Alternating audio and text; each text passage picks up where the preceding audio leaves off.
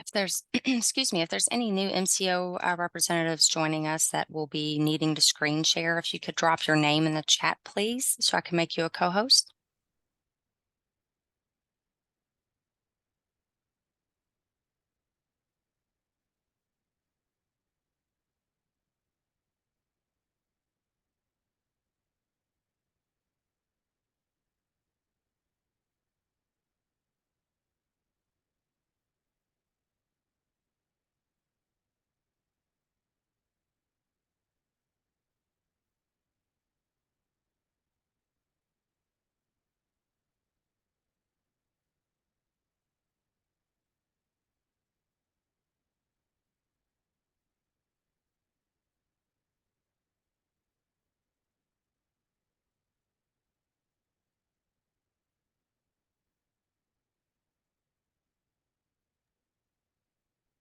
Good afternoon, everybody. This is Erin with the Department of Medicaid. It is just now 1 o'clock and we are still clearing out the waiting room. So we will give it just a few more minutes before we get started. If there's any new MCOs that are joining and they need to screen share, please drop your name in the chat so I can go ahead and make you a co-host, please.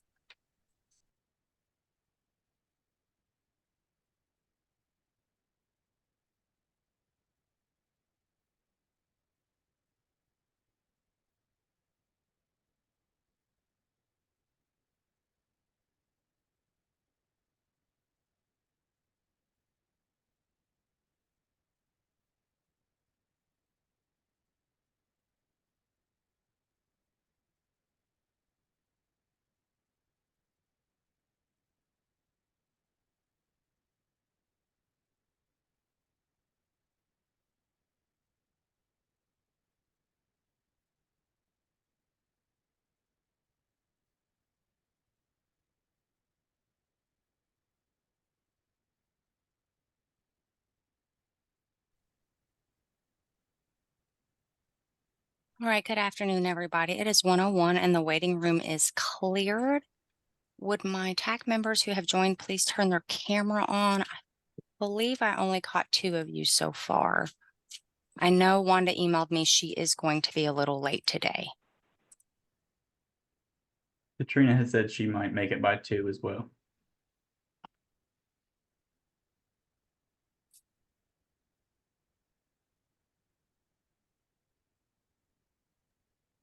If you'd like, we could give it just a minute longer before we get started. I believe all 5 MCOs have already let me know who's presenting, so they should be co-hosts. So that should save us a little time when we get there. Okay. We can probably go ahead and begin. So is it just myself and Dr. Richardson? Yes, sir. That's all I have for now. I can keep a lookout for other members as they pop in. Okay. Hey, everyone. If you've been to these before, my name's Jordan Burke. One of the members for the Health Disparity and Equity TAC.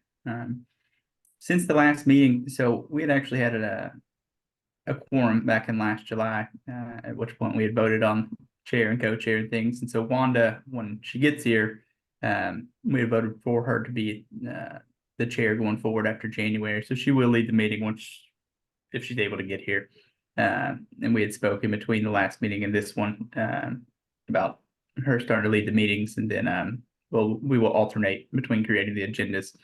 I did create the agenda for today. I have a 8-week 6-day-old at home, so my prep time has been dramatically less than before, but I'll try to be able to recall things from the last time as much as possible and bring some things up.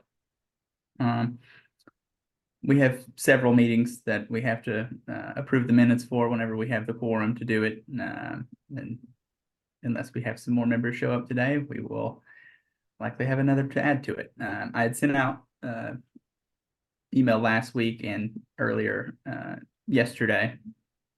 Thank you, Dr. Thoreau. Letting people know as a reminder for the meetings. Hopefully some more people will show up, but we'll see.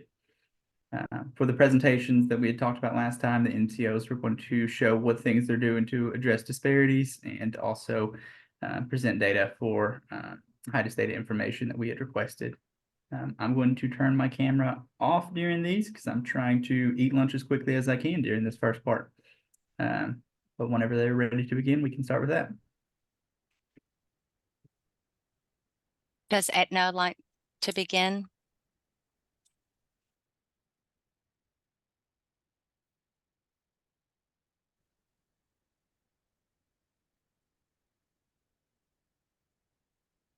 Okay, we can skip over to Anthem then.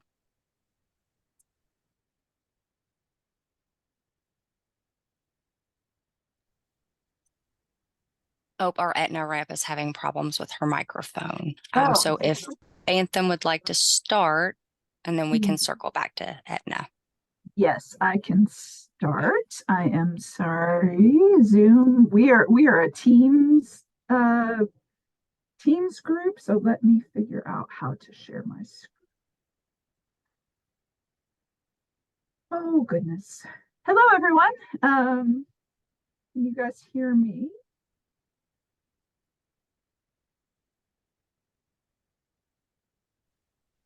Yes. All right. Can you all hear me and can you see my screen? Yes, we can. Yes. Okay, great. I am Kate Miller. I am the whole health director here at Anthem Kentucky Medicaid. Stu Cox is our director of quality program management, and he had a conflict today.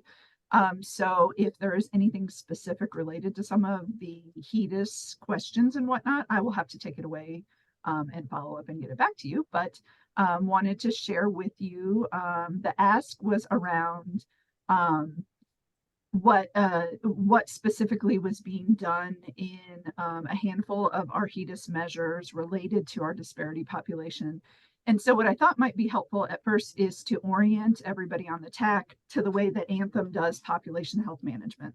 So one of the responsibilities that I have as a whole health director is to ensure that our population health strategies are always looking at data and then taking our findings out into the communities and making sure that what our data is showing us is actually accurate. So there's an additional layer of analysis looking at the data, but we have identified 7 areas of focus. We call them domains of focus, and they are the diseases or the chronic conditions or the social needs that our membership are showing um, the the biggest need to improve on. And so some of those are related to decreasing crisis events in behavioral health and SUD, such as suicide and overdose, increasing cancer screenings, including colorectal cancer screening, lung cancer screening, making sure that kiddos are going in to get their well child visits. We are doing efforts around improving vaccination rates. But I think what is kind of the most unique about the way that we do population health management is that we slice it and dice our data in every single way that we possibly can so that we can identify those groups that are being impacted differently. We look at it by race, we look at it by gender, we look at it by where are they living in Kentucky.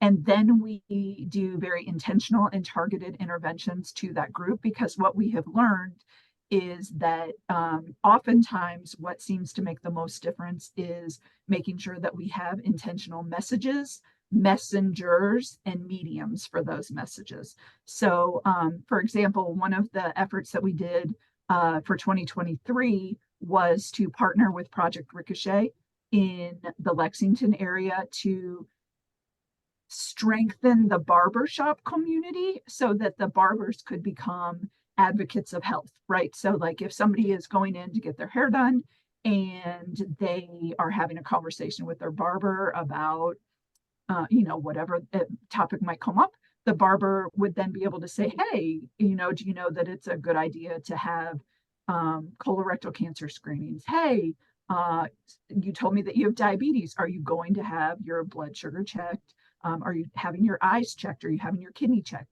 So that the barbers would then be able to have these conversations with people comfortably, and be that advocate of health, because we believe that the messenger matters. And when there's so much misinformation out there, having people that can be intentional in sharing health information is very important. So that is just one of the efforts that we're doing we're expanding it for 2024. We're moving it into beauty shops because we want to impact women's health in that space as well. We also are doing some efforts around faith leaders as health advocates as well too. So just to try and get more people out there on the street being able to say, hey, these are important things to take care of, to manage your health. So as far as the slides that we're going to show you today, these are the measures that we're going to talk about. The vaccine measures, one for babies, one for adolescents, prenatal and postpartum care, cervical cancer screening, and colorectal cancer screening. We have about 172,000 Medicaid members, and we do serve all 120 counties within the Commonwealth. So this slide just shows kind of some of the data around our infant vaccines. As you can see, when we trended it actually, we saw a little bit of improvement in 2022, and it's starting to trend downward. We think that there's lots of reasons for that. There's lots of vaccine hesitancy happening as a result of COVID vaccination. And so we are starting to see that happen in other spaces around vaccines as well. One of the biggest barriers related to meeting the infant vaccine measures is that flu vaccine. We have really done some deep diving into how do we get the word out about having infants vaccinated against the flu. But that is probably the biggest barrier to making big improvements, because that is not one that is required for daycare, things like that. So we look at it, like I said, by race, by gender, by region, just to see where our opportunities might lie, where most of the vaccines are happening. And, region 3, which is the Louisville area, generally does better. It's more populated, there's more access to care. And so that is evident within our data as well. IMA combo 2 includes HPV, which is also not a required vaccine for schools, sports, things like that. We have done some efforts around improving the vaccination rates, getting the word out about HPV vaccine, especially for our male population. We saw that was an opportunity. We were not getting as many males vaccinated as we were females. So conversations with pediatricians around offering that to male patients, and making sure that it was no longer sold as a sexually transmitted disease preventative, because who wants to think about that for their 9-year-old child? No one. Talking about it with as more of a long-term cancer preventative. We also offer a healthy reward for our members who complete the vaccine series for HPV. Can I ask a quick question? I don't know if you can change your view so that the screen is I've tried to make it as big as possible, but I see, we've got the border of your slide presentation. And now we can see your note slide. It's just the numbers are so tiny. Can you get rid of your note slide? Let me. Sorry. And Dr. Richardson, this is Erin. While she's looking for that, you did receive these presentations, I believe about a week ago. So just if you need to look at them later, you do have them. Yeah, it's good to see it as she's speaking. Let me.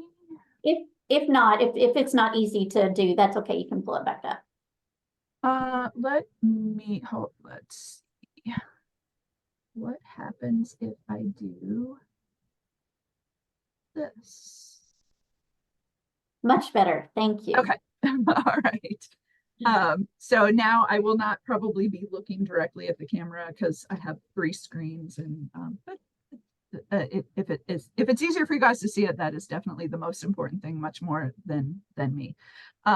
So this one is our postpartum visits, and this is another area that we have been putting effort into place around communicating with our with doula agencies across the state. We've been working with Mama to Mama. We've been working with Hope's Embrace. And so, you know, offering some digital solutions for our maternity deserts. We know that over 70 of our counties in Kentucky are considered to be maternity deserts. So coming up with some digital solutions that can help support and augment the obstetrician appointments and get folks the support in between those appointments to help encourage folks and remove some of those barriers that are preventing them from being able to seek care. What? Okay. Cervical cancer screening, that took a little dip, is trending back upwards again. That is one that we are seeing our rural communities have lower rates of that. Region 8, which is Eastern Kentucky, only has a 41% screening rate. And so what this data tells us is where our opportunities are for partnerships with providers, provider education, member education, opportunities like that to encourage people and help them understand why cervical cancer screening is important. But we are pleased to report that that is trending up. Colorectal cancer screening. There have been some really, really kind of fun projects around this one. This one's probably my favorite of the cancer screenings that we worked on. We partnered with the University of Kentucky and the American Cancer Society to do these talking cards and getting the it's not the Fit Kit. The name of it has completely escaped me. I'm sorry, it'll come back.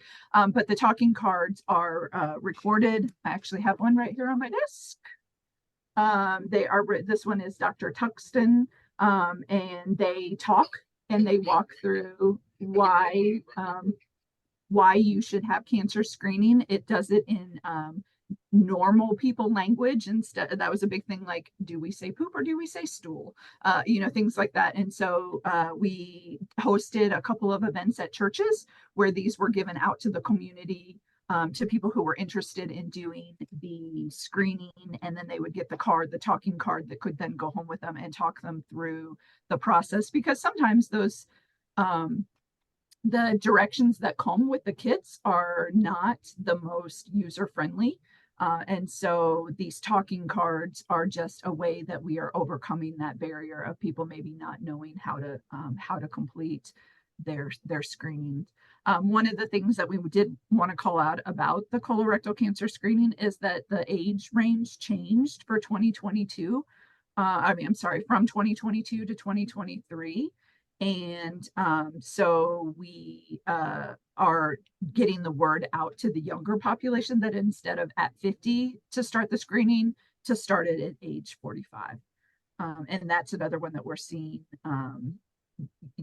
that our rural areas are not getting screened at the same rate as maybe our urban. And so it gives us an opportunity and a direction for our outreach and education.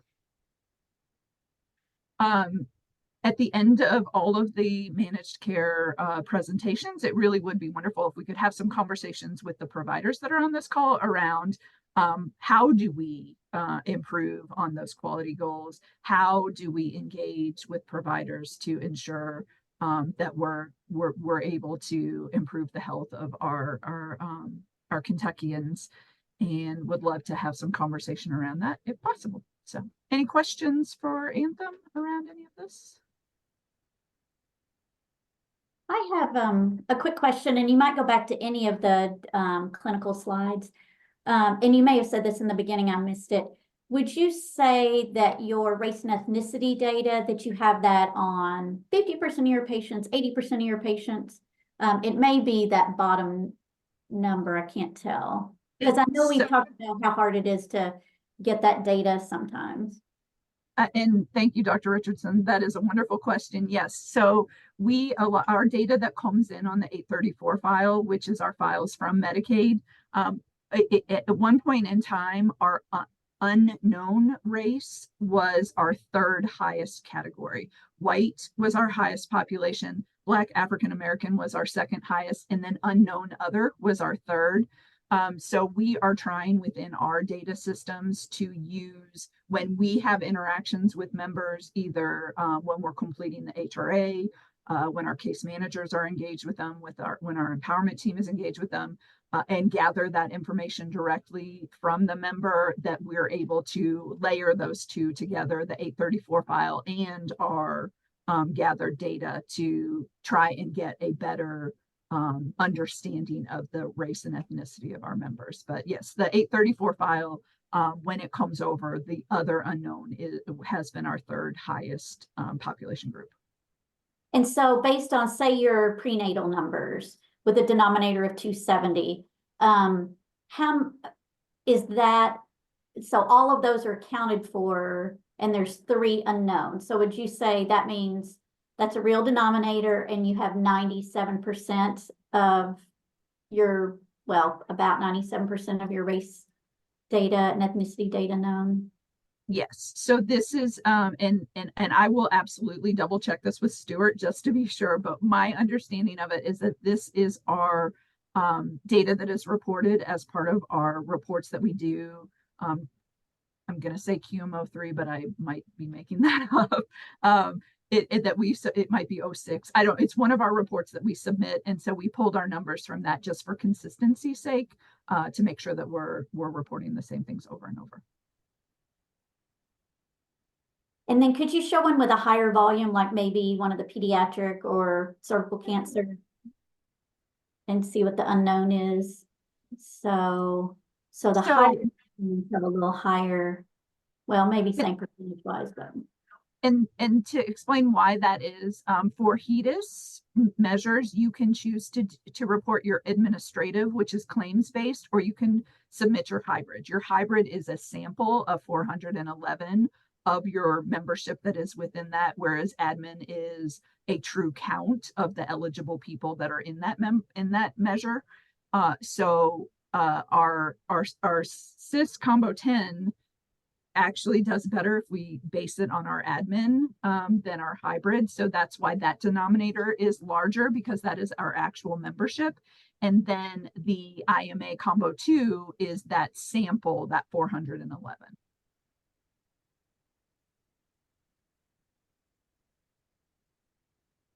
And so still about 60% are either unknown or some other. Mm-hmm. Yes, yes. Thank you. You're welcome. Any other questions?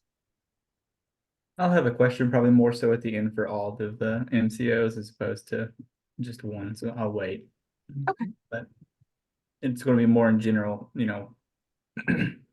as pediatric providers. I think we're well aware of the barriers that we've had with HPV vaccines and some hesitancy, and a large part of it is just not asking if they want the vaccine when they come in at 11 or 9, even earlier if they're coming in for a well check at that point. But it's going to be just, what barriers have you seen for getting people to do colorectal screening or doing cervical cancer screening? Because that in those adult populations, as as a pediatric provider, I don't have, that's not something that I'm doing the screening for. And just going to ask you guys, like, what are the barriers you're seeing there? Is it the provider's not asking, or is it hesitancy to have the screening done on the patient's part? Is it fear about having the screening done?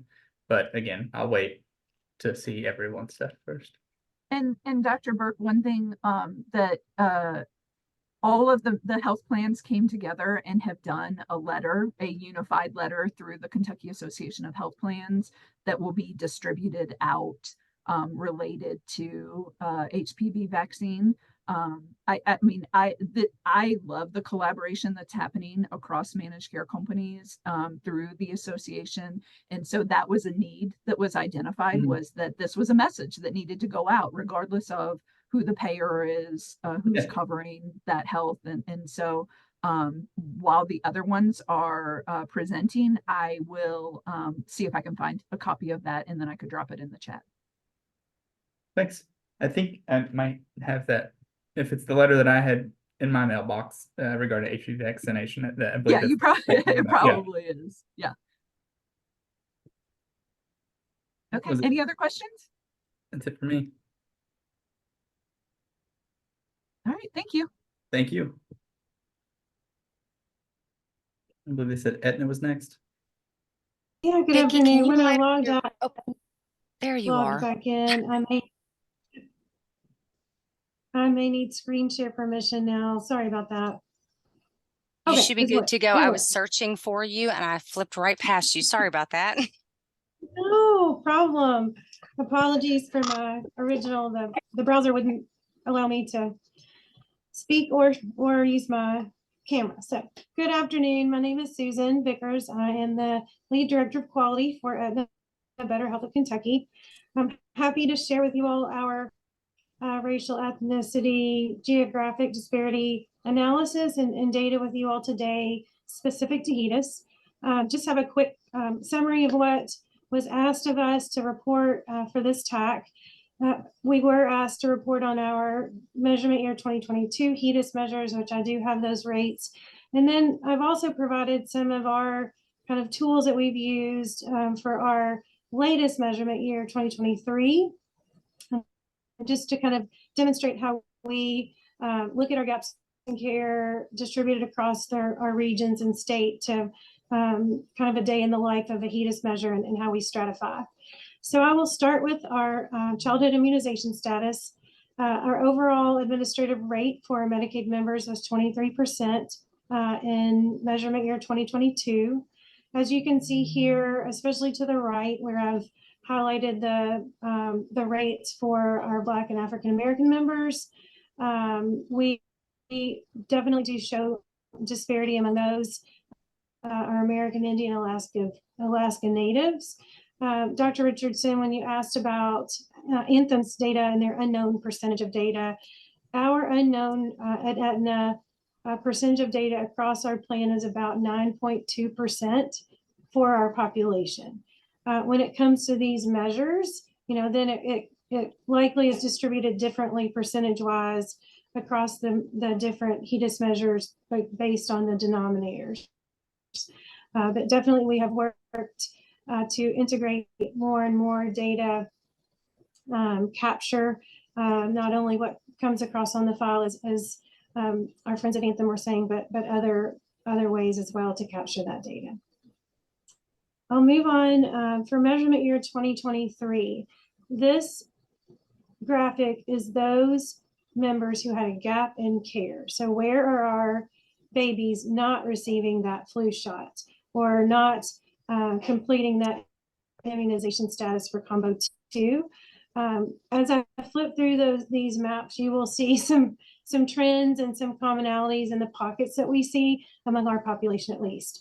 Of course, you see our high population centers that likely would pull those darker shades and those higher numbers of gaps in care, but also some pockets across the state, some counties that you'll see kind of repeatedly where we are really focusing our efforts. Pike County, that Pulaski, Whitley, Knox County area, southeastern Kentucky, Barron and Christian County, for example. So these are areas where we are focusing our outreach, our CHWs, our care management staff to really look at these members and our denominators, or who are not closing this gap, and identifying those barriers within their communities and how we can target mobile units or health literacy and those types of things. Focus groups for African American male members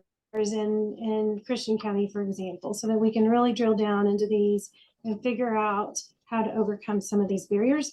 As you'll see across the board, our childhood immunizations, continue to struggle, and I think as a state we're really trying to work on it.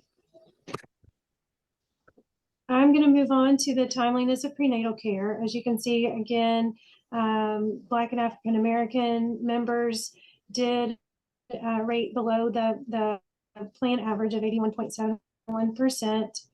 When you look at our gaps in care for 2023, again, you kind of see that some very similar patterns in the heat map of some of our higher population counties, Fayette, Jefferson, Kenton, Boone, but also Warren. We want to take a really close look at Davis County, Henderson County here. Christian County again has popped up. So again, these are, we not only take this heat map, but then we also break these counties down by race, ethnicity, whether or not they're in our CM program or not, all the different ways that we can stratify this data down to, are these members who have a gap in care living in a rural area outside of the county kind of epicenter. So we use this very, very specifically as we drill down. Postpartum care, again, you can see on the right, our Black and African American, our Native Hawaiian, Pacific Islander, our white population, all below that plan average. And then when we drill down again, you can see where we can really focus our areas. Henderson County has popped up around the timeliness of prenatal care as an outlier. So we really do look at Pike County, Henderson County, and then drill down from there, where are our pockets where we need to really target our funding, our resources around those disparities. Cervical cancer, really our main population that you see is our American Indian and Alaska Native. This is a very small numerator, but definitely does, as an outlier, rank below the plan average. And then as far as the distribution across the state, again, you can see those same pockets that I've mentioned before as a trend. So this is where we are, embedding, care managers and medical centers. We are working at that ground, boots on the ground levels with our CHWs, partnering with community agencies, with the faith communities to make sure that we are outreaching and meeting these members where they are. And then finally, colorectal screening. You can see Asian and Native Hawaiian, other Pacific Islander are those that kind of light up on this, on these rates compared to our plan average. And then again, kind of those similar counties that we see that light up as far as gaps in care for colorectal cancer screening in the past year. And that's what we prepared. I'm happy to take questions.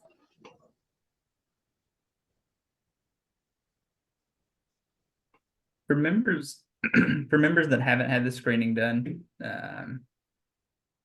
how do you try to reach out to them directly? Like they could, like, just a letter that says like you're due for this, or Multimodal. I would say they may receive a text message. They may receive a phone call from our outreach staff. Those phone calls from our outreach staff are really where we can identify barriers. How worried a member might be to receive a breast cancer screening, those fears that she may have around a mammogram, or that they need transportation, or what those barriers are. So those personal outreach calls to me yield some really helpful information about the barriers in general. We also really work with the provider. So when we pull a list, we would pull the member and then who that member's provider would be, so that then we're outreaching both the member and the provider to try to meet everybody in the middle. We do not only kind of health literacy, but assistance with appointment scheduling, and really trying to drive those members to their appointments, or make those appointments and try to overcome those barriers. so with the outreach that you do and contacting them and contact the provider, why do you think there continues to be such large discrepancies? For one, I feel that we have a working population. I'm a working mom, you're a working dad. I think that, we really have to look at not based on our providers and ask more of our providers. I don't mean that, but how can we think outside of the box to ensure that our working parents, especially for these childhood immunizations, well child visits, and so forth, how can we make it as easy as possible for our members to receive this care while their parents or while their guardians are still working to earn a living and do all the things, of course, that families have to do to survive in this world. So that's one thing that always pops up in my mind. These appointments are very, very important, but getting food on the table and not missing your shift at the factory and those kinds of things are too. So I think as a social worker by trade, that kind of Maslow's hierarchy of need, what we have to get those basic needs met so that then people are able to extend beyond those basic needs and get these scheduled and the transportation to get there and the follow-ups that need to be made and so forth. Yeah. I think one more example for the childhood immunizations, I think that the first flu shot for a 6-month-old baby, there has to be a series of 2. And I thought, getting there for one is hard enough. And then getting there 2 weeks later for that second one, same with HPV. Those series, I'm always worried that my kids don't have their series and that I've forgotten one of them. So I think that's also very much a factor. The more places with hours outside of like bank time hours. Right, right. Preventative care in the evening as well. The last thing I'll say, and then I promise I'll be quiet. These HEDIS measures also have some nuances. They have dates and times. So for example, the childhood immunization status. There's certain dates and along the birthday of the baby where those shots have to be completed, and especially those 2 flu shots. And so if a baby's birthday doesn't fall, right in line with those flu season dates, they may get the first series of dose, but then when it comes around to the second flu shot, before they turn 2, they would fall off this numerator. So I think sometimes we also have to think about, that's what our HEDIS teams do for sure, is chase and find those shots to make sure they've received them and that our data is reflecting that. So that's the quality side of this, and the metric side of this, I think that's also sometimes plays a part. Yep. Thank you. Yeah. Hi, this is Dr. Terrio. I'd also like to throw in that when offices have, evening hours or weekend hours, you think, oh, wonderful, but it's just for sick kids. So they're not doing checkups. They're not staffing the office for shots and checkups and vision and hearing and all that stuff. They're just there for sick kids. So, I mean, it's almost misleading because it's still not extended office hours for your preventive care. I'm here till 7 doing well checks, so. That's great. We're grateful. Sure. Well, we're grateful for that. But yeah, no, that does make sense. I mean, I know how hard it is to get to something myself, so other people do the same thing. I'll stop sharing. Happy to continue to answer questions or. Yeah, thank you. Thank you all.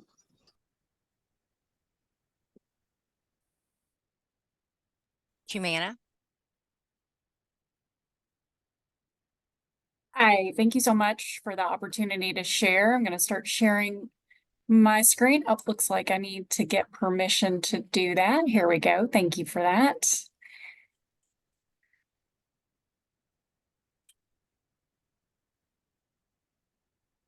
Okay, let me know when you are able to see my screen, and you should be looking at a PowerPoint. Is that right? Yeah. Awesome. Thank you for confirming. Okay. So my name is Leslie Clemens. For anyone that I haven't met, my role at Humana, Healthy Horizons in Kentucky, I am our Director of Equitable Population Health. And so, like we've already heard from some of my counterparts today, I'm going to share with you some of our data, but also a little bit of context around how we try to address health equity issues when it comes to HEDIS disparities, but also generally speaking across our plan. I'll share with you some of the goals that we've put into place as it relates to HEDIS and health equity and our class goals, culturally and linguistically appropriate services. And then happy to answer any questions that you all might have about anything that I share, particularly around data. So we at Humana, we share the same definition of health equity that CMS has. And so when we think about it, we really try to put that health equity lens over every process, practice, and policy. So we really are trying to ask ourselves, who's not at the table, who's not benefiting from this particular policy? And of course, data is a huge way that we're able to see the answer to that question. This gives you some context around Humana's health equity strategic framework and some of the actions that we're taking. Some of these are very much in direct support of our HEDIS measures where we do see disparities. So I'm not going to go into huge detail about what you see on this slide. I know everyone has access to these slides. So if there is something that I don't mention, feel free to speak up. I'm happy to dive into it more deeply. Or if after the fact you have a question about something, please feel free to reach out. But ultimately, when we think about our health equity strategy, we have these 5 priorities that you see on the left-hand side of the screen. So of course, everything starts with data, really trying to look across our membership population to understand what we're seeing. Like you've seen from some of my counterparts today, we've got access to pretty robust data. We also have visualization of that data through dashboards and heat maps. I didn't include any of those in this deck today, but if there is anything like that that you'd like to see from Humana, we're very happy to share. Once we have an idea of what our membership population looks like, then we start to dive in to understand what is the root cause of those disparities and what kinds of interventions can we put into place that we know are meaningful and evidence-based. From there, we're also working to increase capacity. So that's capacity for our employees, but also capacity of our partners who work in providers' offices every day. We have access to a database that we make available to our provider partners called Compass, where they can dive in and see member data, patient data, and get a better feel for where they may be experiencing some disparities. And we try to help them identify those members and be able to really get connected directly to them to help close those gaps. We're also working to enhance communication. So that's everything related to how we can advance language access, health literacy, culturally tailored services for our members, because we do know that that too is one of the primary root causes of some of the gaps that we see is that, sometimes folks don't know what they need to do. They don't have access to a provider that they trust to be able to get the screenings and other preventative services that they need. And so we're being pretty intentional about trying to address some of those gaps where we can. And then finally, this is again about improving access for all of our members, but also particularly for anyone who may have an accessibility challenge, particularly those physical accessibility challenges. We have aligned these strategic areas based on, again, CMS. So we very much adopt and align to their framework for health equity, as well as NCQA health equity standards. So that's how we came up with these strategic areas. And on the right-hand side of the slide, this is where you can see some tangible examples of Humana's actions. So things that we're trying to do to really reduce the disparities that we see. So like all the MCOs that are here today, we try to design value-added services and rewards to address gaps in care. We've got some pilot programs in place. People were talking earlier about transportation and how sometimes that's a gap for families who need to get to the provider's office for vaccines, for example. We definitely saw that gap for some of our members. And so one example of a pilot that we put into place to help address that for new babies and their vaccines we put into place a partnership with Granny's Birth Initiative with their Doula Dash program. So that essentially makes doulas available to our new moms, so that way they can get transportation by that doula to the provider's office. And for those of y'all that are familiar with our NEMT benefits in Kentucky, you know that you can't bring your other child with you, right? So that creates a challenge sometimes for parents. So those NEMT benefits aren't always sufficient. So the cool thing about Doula Dash is not only do you get transportation to that provider's office to get your baby the vaccines they need, but also you can bring your other child with you, and you've got childcare along the way. We've got a lot of other pilot programs in place like that, and I'm happy to dive into any of those if you're curious. I know it was also said here by some of my counterparts about partnering closely with community-based organizations to help educate our Medicaid eligible Kentuckians, and those of us and those that are part of Humana's plan about resources and why this is really important. We've got a group of community health workers that are internal to Humana who will actually go out into community, meet our members wherever they are, whether that's their home or in a park or at the library. They might go to their kids' school, wherever it is that members want to meet so that we can connect them to resources.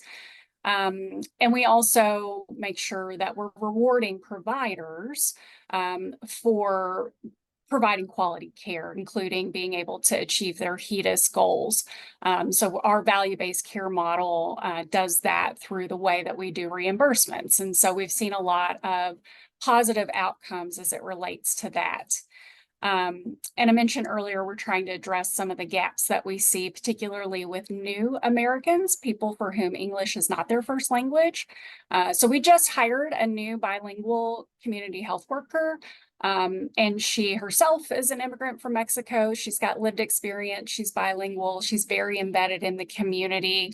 And so she's also helping us to understand where there are some gaps and how to be able to close those gaps. And then the final thing I'll talk about here is our provider relations team. So they are one of those important modes of communication to work with our providers to help close HEDIS gaps, in addition to the direct communication that we do with our members. So somebody earlier said their communications are multimodal. I like the way you put that. I think that's the same way that we think about it at Humana. So we do letters, we do proactive phone calls. We also do reactive phone calls. And what I mean by that is if we receive a call from a member, we've got it set up in our clinical system to be able to see, does somebody have a HEDIS gap? And so it gives an alert to the person that they're speaking with, and then we're able to help encourage them to get their preventative screenings and be able to close any kind of gaps that they might have in their ability to do that. So I'll keep going and we can start to dig into some of the specific interventions that we've put into place and some of our data. So I mentioned our class goals earlier. So this is related to our NCQA Health Equity Accreditation. I won't go into everything that you see here, but I do want to point out what's at the bottom of this slide, and this is our health disparities goals. So every year we set 2 new health disparity goals that are associated with NCQA. These are obviously not the only things that we monitor and track and try to address, but these are the 2 that we tell NCQA about and that they're tracking alongside. So last year we identified a couple of very specific disparities that we knew we wanted to close. The first one that you see here is we noticed a disparity gap in weight assessment compliance with children. So when we looked at our Black and African American children on our plan and the white children on our plan, we did see that there was a statistically significant disparity. We were not seeing that our Black and African American members were getting that assessment at the same rate. And so we wanted to be able to close that gap so that it would no longer be considered statistically significant. we were able to close the gap. And in fact, now we see a disparity in the other direction. So we were able to very much improve that assessment among those children. And I think that was because of our really targeted efforts, working with provider engagement, working with our quality improvement team, working with our community health workers to identify exactly who was experiencing that gap and making sure that those members received extra care and attention to be able to close it. We saw that same disparity when we looked at language. So the children that were Spanish speaking compared to children who were English speaking, again, we wanted to make sure that that was no longer a statistically significant gap. And again, we were able to meet that goal, and we now have a comparable compliance rate among those groups. The rest of these slides, they go into the specific measures, and we broke it down based on the demographics that were requested. And so you can see on the slide here, essentially what each of the HEDIS measures that you all asked about look like as it relates to race. So I think it was someone else on the call that made a comment about how race not provided was their third largest category of members. We have the same thing at Humana. And in fact, it's in the same order that was described before. So we know the most about our white members, Black members, that's the second most reported category, and then race not provided was the third most reported. And so again, like our counterparts at the other MCOs, obviously the A34 file is our first source of data, but we try to supplement that by asking our members how they self-identify when we are connecting with them directly. And so we're able to supplement our data with some of that information. So again, here you can see how we're able to understand what those compliance rates look like. We don't have the denominators and numerators in this chart. Happy to share that if that's of interest to anybody. What I will say is that obviously there are differences in how many people fit into each of these categories. So that rate is what we're looking at here. So for example, you can see in the very first one, prenatal and postpartum care, the timeliness of that prenatal care. We do ask our members to notify us when they are pregnant so that we can support them as soon as possible. They're not required to do that though, so sometimes we don't always find out, but when we do, we always make sure to reach out to them and ensure that they have the resources they need to get that prenatal care. And we do see that there are some disparities in what that compliance rate looks like. So, Asian and Pacific Islander, we're at 100%, but I will say that the numbers are quite low with that particular category. But we do see a lot more members who fit into that category who identify as Black and white and Hispanic. And so in those cases, as you guys can see from this chart, our white members are at a much higher compliance rate than what we see among Black members on our plan and Hispanic members on our plan. And Native Hawaiian or Pacific Islander, which again is a pretty small number of folks. So that's an example of, again, why we're putting into place pilots like the one that I described earlier around Doula Dash. So again, as you dig in, you can see where we have identified additional disparities. Happy to dig into any of these that you'd like to talk through. Here we've got the same information, so it's the same list of measures that you all requested, but this time we've got it broken down by sex. So you can see where we have disparities there as well. They're not as great, but they do exist in some places. This is our data broken down by age. So the age categories that you can see are across the top.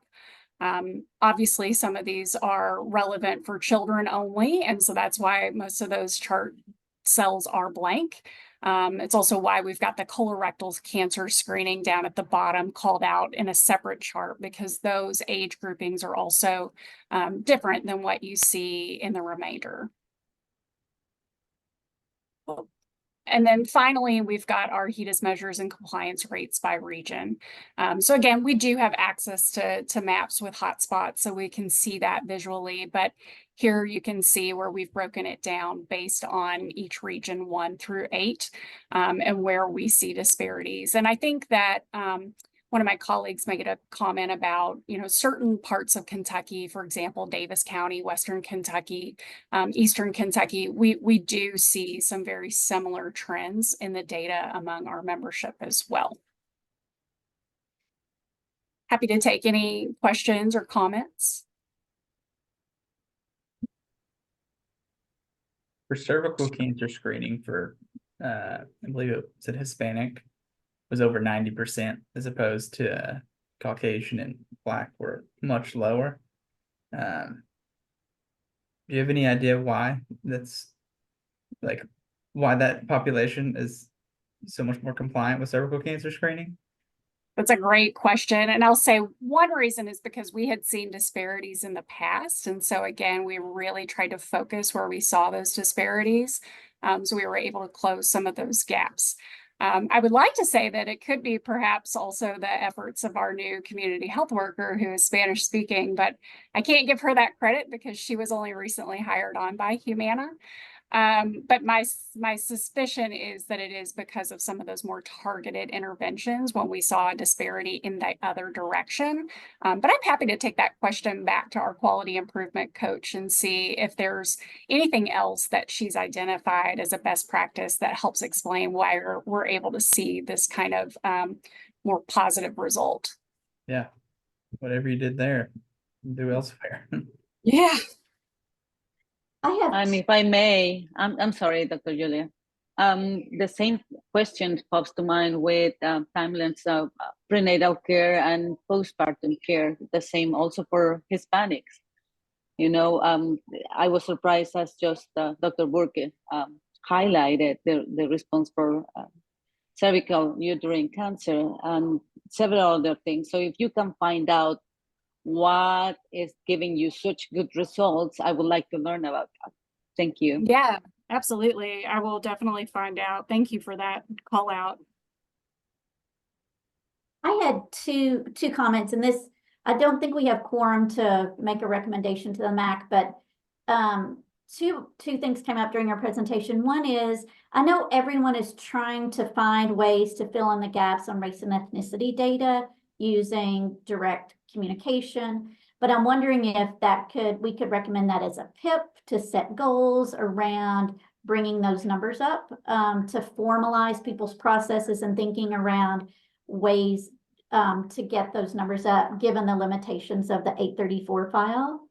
So that's just something, Jordan, we could continue to think about. I don't know what kind of a recommendation we could make to the MAC about formalizing interventions to increase, maximize that data collection by the MCOs. And then so one thing that's happening that you may already be aware of, Dr. Richardson, but if not, our hope is that this will certainly help. The state has recently begun a requirement that MCOs get at least 20% participation in the health risk assessment every year. So that's an increased requirement. And so we're currently in the process of updating the HRA, updating some of our processes to get that increased rate. I know the other MCOs, they're doing exactly the same thing. And so I think that that's probably going to help us get more of that data. And my guess is the state hopes the same. are there any other opportunities? So I'm assuming if you do an HRA, you're 80% likely to get race and ethnicity data. Are you all saying it's just really high when you do the HRAs, getting that data? I can't quote for you the exact numbers on what that looks like, but I will say that when we are able to reach a member and we are able to go through the HRA with them, we are often able to get the responses to all of the questions that we ask. I think one challenge that we experience is the HRA is quite long. And the new HRA that we're being asked to start to administer is even longer. You're getting almost to 50 questions. And that can lead to survey fatigue for folks. And so we do try to have that conversation in such a way where we can get access to what we feel is the most critical information up front, with the hope that we will be able to build relationships and get responses to the other questions as we go. So that race and ethnicity data is something that we do ask at the top of the call. And so we are hoping that that will also help. Great. And then the other thing you mentioned is the non-emergency transportation and not being able to have other people with you, which is so important in pediatrics. And that really, we didn't talk about that when we had our transportation discussions so much as an opportunity to request a policy change. I don't know if DMS could chime in on how we could start to request that with non-emergency transportation. How do we get that policy changed? Because that seems to be relatively straightforward, a request, a maximum of 2 additional people or, something like that. How would we go about asking for that? Dr. Richardson, this is Rachel Rared with DMS. Just to clarify, because I gave that presentation for transportation, that is not across the board where it's set in stone that an individual can only bring the 1 child. It is between the individual and that individual transportation broker to discuss if they are willing to do that. And they have to do that before, just like when they scheduled the appointment, they would talk about that beforehand, and it's up to that individual broker if they would allow that free of charge. So it's just not across the board. No, they can't, just to throw that out there. So how many brokers do we have for Kentucky? Let me go back to that presentation and I'll put it in the chat for you. Okay, because we could then, if DMS is the contractual person with the brokers, then we could request it in future contracts with the brokers. Is that an opportunity?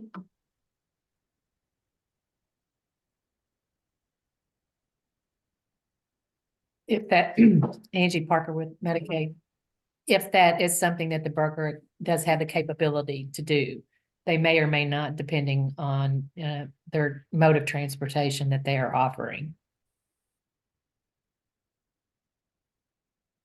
And then I also think, hi, this is Dr. Terrio. You might get your appointment with the broker and everything's fine, but then they get another patient or client in the same vehicle at the same time. And so when you make your appointment, there's room, but then the date of the appointment comes and there's no extra room. And so they can only transport the patient and one other. I think that comes up kind of a lot as well. Yeah, we've definitely experienced that feedback with our membership. So do you all see, I think we continue to struggle with what can we do with non-emergency transportation. And after we've identified transportation as one of our key issues to helping people access this care, is there anything around this that we have an opportunity, is there, from DMS's perspective or taking it to the MAC around, if it's scheduled up front and somebody says, I need to take the baby and, one other person with me, and scheduling it up front, can we look at contracting with the providers and make that a condition? I don't know if Justin Derringer is on the call, but after our last meeting regarding all that great feedback with transportation, we had met internally to discuss just that with the contract. What is it that we can do to increase this and to make it better? So without him being on here, I'm not sure where he is on it, but it is absolutely something that we agree with and we're looking into. Okay, and then maybe at our next meeting, just an update, we could talk about a little bit more. Sure. Thanks. Who was our next MCO? Before we go, this is Dr. Batista again. something that really got my attention is that the first couple of MCOs reported on race and ethnicity independently, and Humana mix race and ethnicity. So we don't see the gap, when an individual is confronted to choosing what race are you, or because if you're Hispanic, it's really hard. You're going to have African descent Hispanics, or Native Indian Hispanics, or white Hispanics. So that's why it's so hard and I'm speaking with the privilege of being one of them. So that's why there's a gap, because if you make me choose and the only, choices that I'm allowed to have are Black, white, or Native Indian, Alaskan, I won't be able to choose any because I don't fit. And that could explain the gap. But if we add Hispanic to race, even though it's not, it's ethnicity, then you will get a lot more people choosing and counting themselves as one of the elections or the choices you have there. Thank you, Jimena. That's great feedback. And what I will say is that so much of our race and ethnicity data does come from the state file. And so we would have access to the same information that you heard from the other MCOs. So I think that in some of the cases, this may be an opportunity for us to report differently so that you're able to get a much clearer picture of what we're seeing. So that's excellent feedback, and I will bring that back to our quality team. Thank you.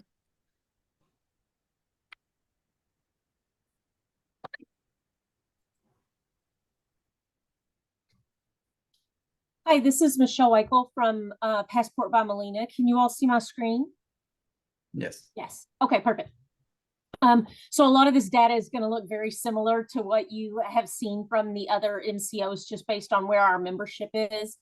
I am going to go through the 2022 HEDIS data as was requested, but I'd like to go live into the tool that we use day to day, where we're looking at disparities across our population. And so I'm briefly going to go through this data and then spend more time going through the interactive tool so you all can ask questions. So first of all, again, the same 5 measures, specifically looking at a breakout by region.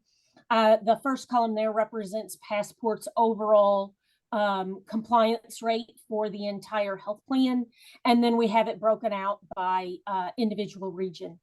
You'll see some footnotes there, and I think it was Anthem who spoke about the difference between reporting administrative rates versus reporting hybrid rates. The hybrid rate being, of course, that sample where we don't pick, actually, it's a random sample of 411 members that are selected. So that's why you see some differentiation between admin and hybrid rates. Overall, when you look at cervical cancer screening, Region 3 is the highest performing. Region 8 is the lowest.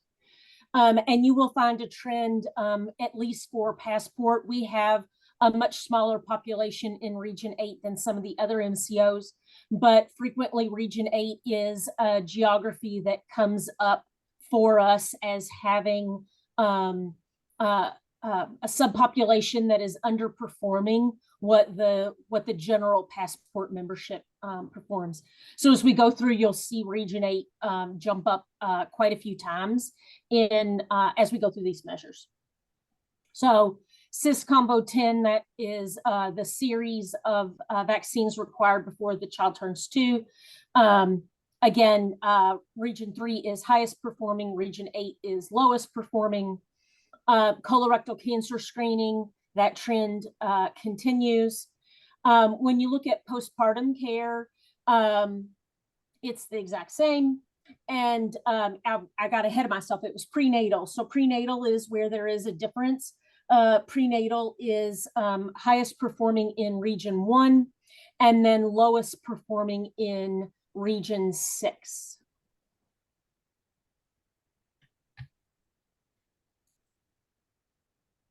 Breakout by age, again, somebody else mentioned not all of these measures apply to all age groups. So we have those broken out based on what's applicable.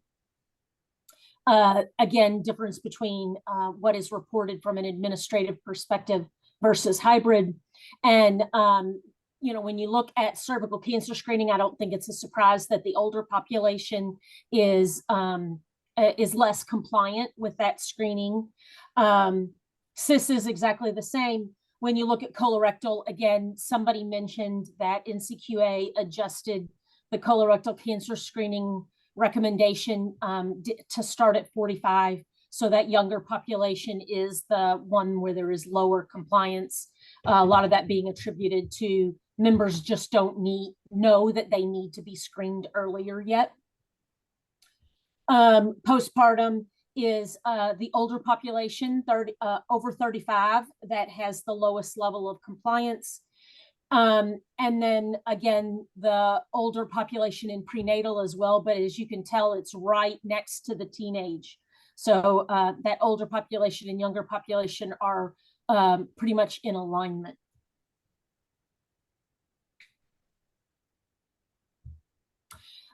Gender, when you look at CIS, there is a material difference in CIS, over 5 percentage point difference, where the boys have considerably less compliance for that series, and the same for colorectal cancer screening, the men being less compliant with getting that screening completed. For all of those that are married, I don't know that we would disagree that the men are more difficult to get to go do their preventative wellness checks. No offense to you, Dr. Burke. I'm sure you do all the things you're supposed to do. Breaking out by race and ethnicity, I know this was just mentioned. Passport currently combines race and ethnicity in how we report our data. When you look again at American Indian, Asian, and Hawaiian or Pacific Islander, the population, the number of members we have in those particular race, ethnicity groups are very small. So sometimes those percentages look goofy simply because the volume of members that are self-identifying that is smaller.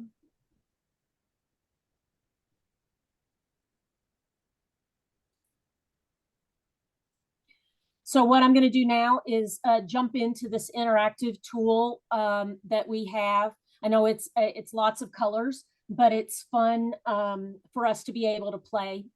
So what I've currently got selected is the childhood immunization CIS Combo 10. It's going to tell me the top 25 counties by volume of members. So if you look at Jefferson County, I've got 3,300 babies that qualify, and the compliance rate is 15% in Jefferson County. If you look at Grayson County, I've only got 132 kids, but their compliance rate is almost 32%. If you look at Washington County, I've only got 92 kids, and their compliance rate is 6.5%.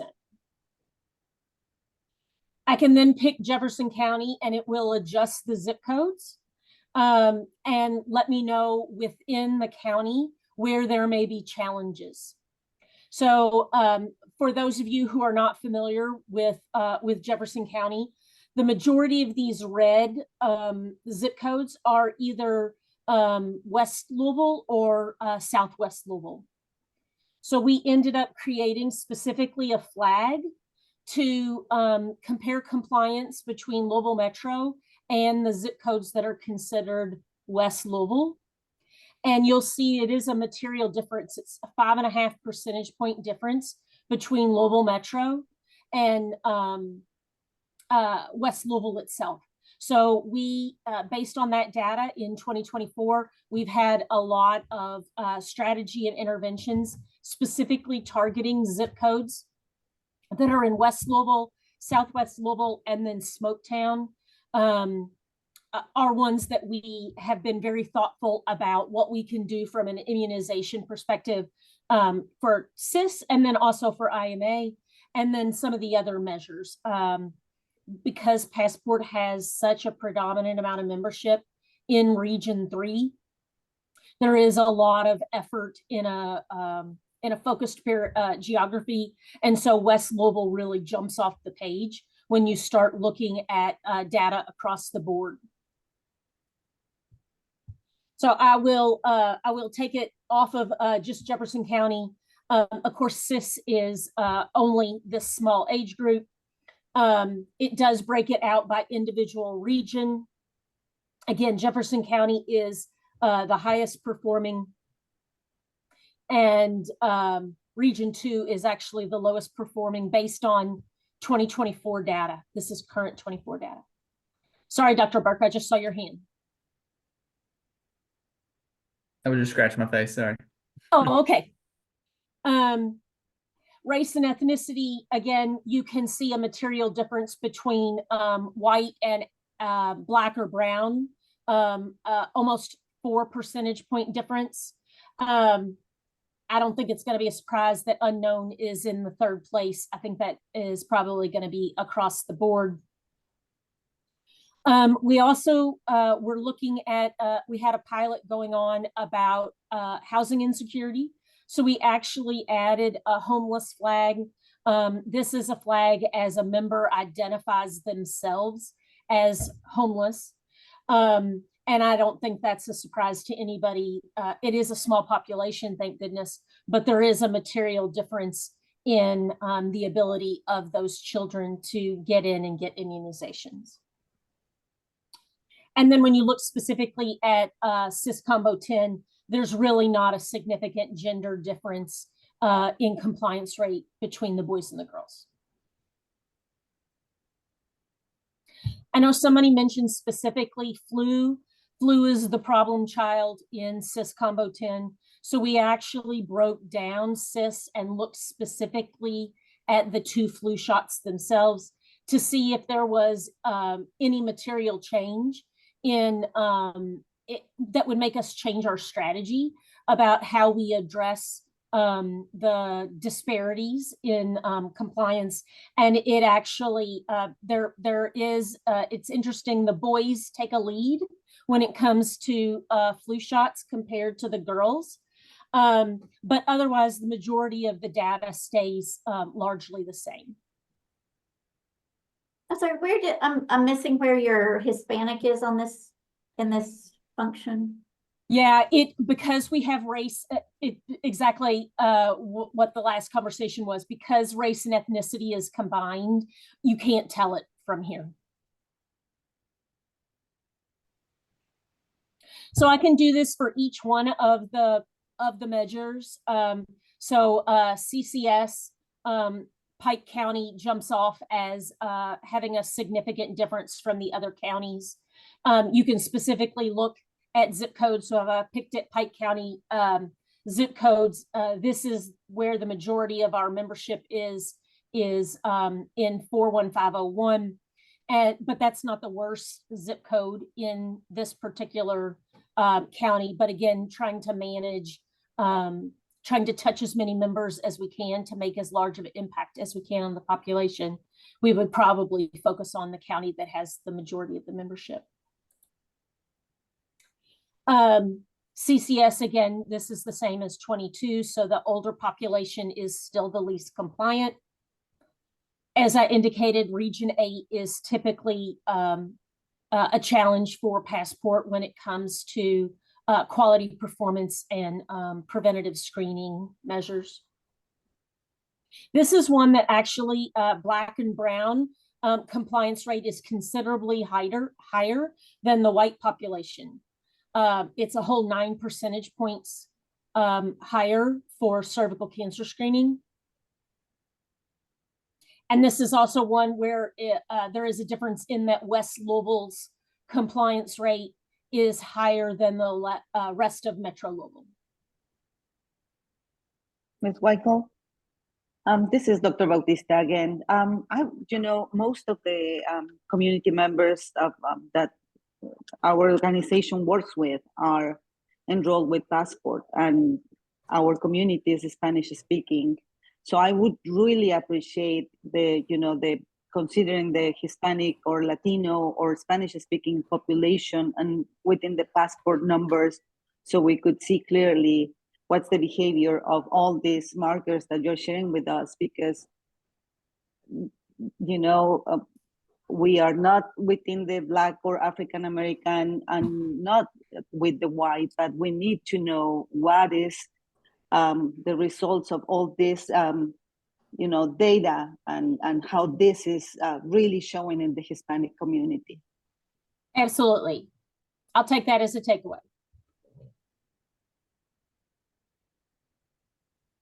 Just in the interest of time, I think these are running much longer than they originally had on the agenda. So I skipped colorectal. Pike County jumps out again as the lowest compliance rate. It is interesting in Region 3, Jefferson County is not who has the highest compliance rate. Bullitt and Nelson have the highest compliance rates in Region 3. Again, you can look at it at a zip code. A whole 10 percentage points lower for this younger population. Again, it's that 45 to 49-year-olds that were just added to HEDIS last year. Region 8 for us, this is one where white and Black and brown are pretty equivalent in their compliance rates. Men are less compliant with screening, and West Louisville is significantly has a less compliant rate. And then lastly, let me look at PPC.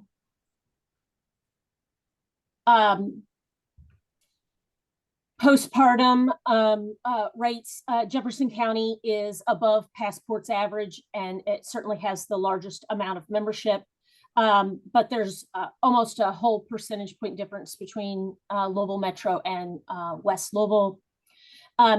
In 2024, it is the younger population that is less compliant, so the teenagers. Although the older population is still in the red, it is, what is that, 3.5 percentage points higher when it comes to successfully getting their postpartum visits. Sorry, Dr. Bautista. Oh, I thought you had your hand up.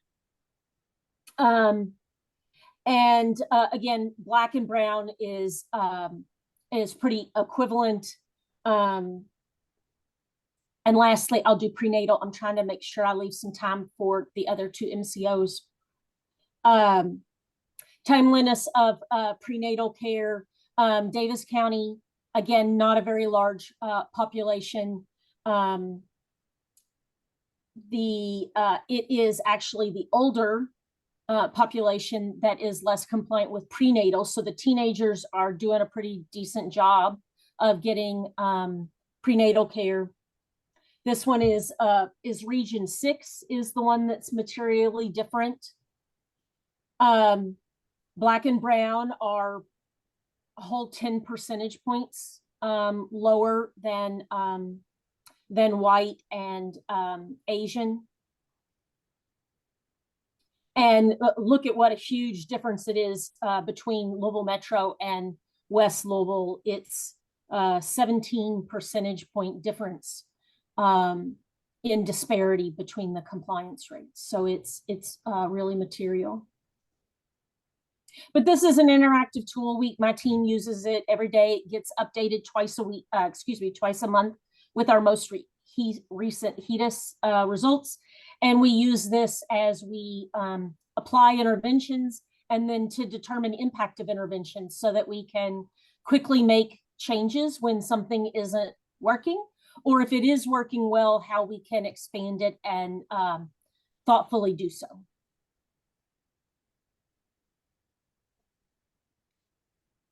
I appreciate everybody's time. Thank you. Which MCOs are left? We have United, WellCare, and then we still also have the DMS presentation. Okay. We have 30 minutes left in the meeting. Okay, so I hate to cut the other two short. We do have all the slides and everything from the other two MCOs. If United WellCare could be a little closer to the 5 minutes, that would be ideal. How long is the homelessness presentation going to take, do you think? I'd say an average of about 20 minutes. Okay, all right. So yeah, we'll go ahead and get United going then. Okay, can everyone hear me? Oh, can anyone hear me? Yes. Yes, we can hear you. Okay, sorry. Yes. Sorry, I'm Christina. I'm the quality improvement lead with United Healthcare. I will be under 5 minutes. You all can see my screen representing the data that is very similar to what the other MCOs have represented. So I'll go through that quickly and talk more about what we have tried to do to initiate of having change in these disparities with the prenatal postpartum, focusing on transportation, working with Kaizen to provide a round trip or one-way transportation to and from appointments as needed, as that was identified as one of the major issues. For our colorectal screenings, I know that that was also brought up. Focusing on those disparities. Last year, it was a huge disparity among the Asian race. So really diving in, we did a PIP on that, tried to get feedback from our members to understand why there is a lack of compliance with that. The feedback we did get was trying the time consumption that it takes. Most of them have to take 2 days off of work. There are very limited opportunities to complete these on Saturdays. So trying to expand that network of having the opportunity to complete these on Saturdays.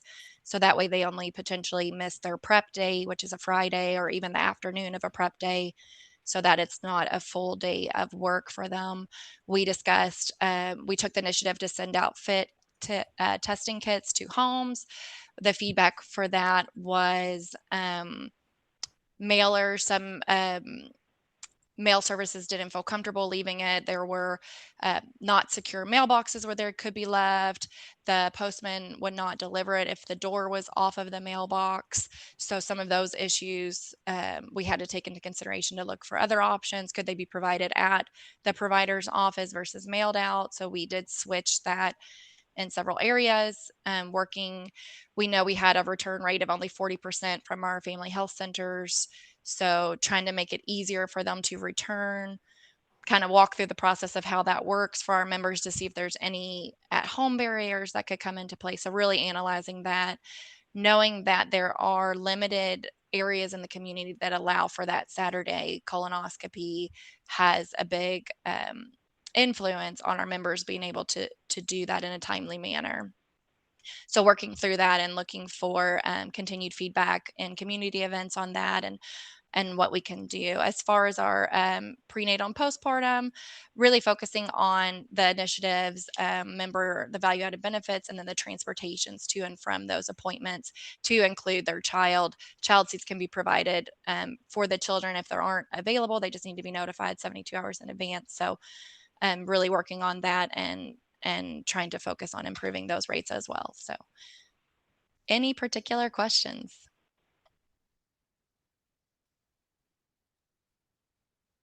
And for me. All right. Thank you Thank all you. very much for your time. Thank you for being Well quick. care.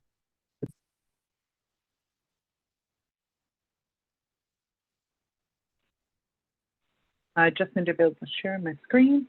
Good afternoon.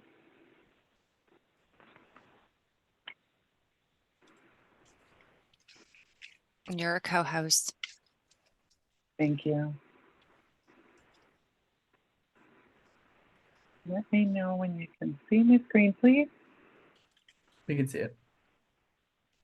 Excellent.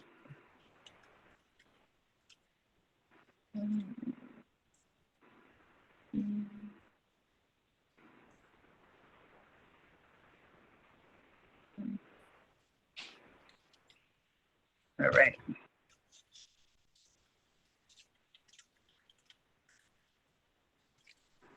All right, so I'll keep it under 5 minutes as well. Some of the areas, we examined all the same measures. I'll just go over a high level of the findings here. So for cervical cancer, we did employ the state PIP significance testing formula to these rates as well to identify if it's a barrier with the total population or how that was weighted with the compliance rates there. So for region 7 and 8, for cervical cancer screenings, we did identify a statistical relevance for the underrepresented members there. Ages 45 to 64 had the lowest compliance rate, lower than by 5.9% compared, and I believe that is a typo, but lower than the 20 to 44 age group. And that might just be because lack of awareness and health literacy on necessitating those screenings in the older age. I think that could be also a driving force there. Hispanics, we were able to break out our population to include the ethnicity. We don't combine those. We do look at those separately to be able to capture the Hispanic population. And they have the highest compliance rate for cervical cancer. And we did, just as a tidbit for unknown, our current membership population is sitting at unknown about 13%. So we do pretty good at collecting those data sources from our, and storing them in a member table as our outreach teams are collecting that information and engaging with our members. For the colorectal cancer screening, we did participate in the PIP and found some valuable barriers. We found that members were afraid of getting the results. They didn't want to know, and they were adverse to doing any kind of prep. Transportation and housing were also some SDOH barriers that we identified in outreaching members. We did utilize the kits. We had a pretty good return rate. There was a delay in getting the contract going, so we would have needed more time to fully study the kits relevant to improving compliance. But we did run into those challenges as she shared with the mailing and not returned kits. So for colorectal cancer, the regions 3 and 8 were our main focuses. The earlier age group had the lowest compliance, as expected, given that it was a new recommendation for them to get the screenings earlier. Hispanics had the highest compliance. Males were underrepresented, and we focused on our PIP efforts in Region 3. We also were able to partner with those barbershops who were involved in the coalition, and we were able to disseminate information about the importance of colorectal cancer screenings.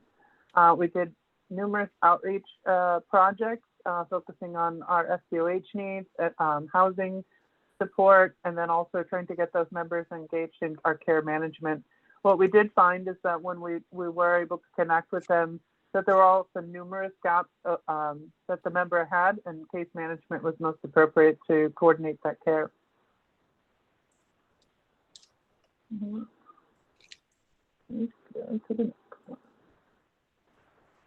For our combo 10, we did find those that were relevant were disparities in region 6 and 8.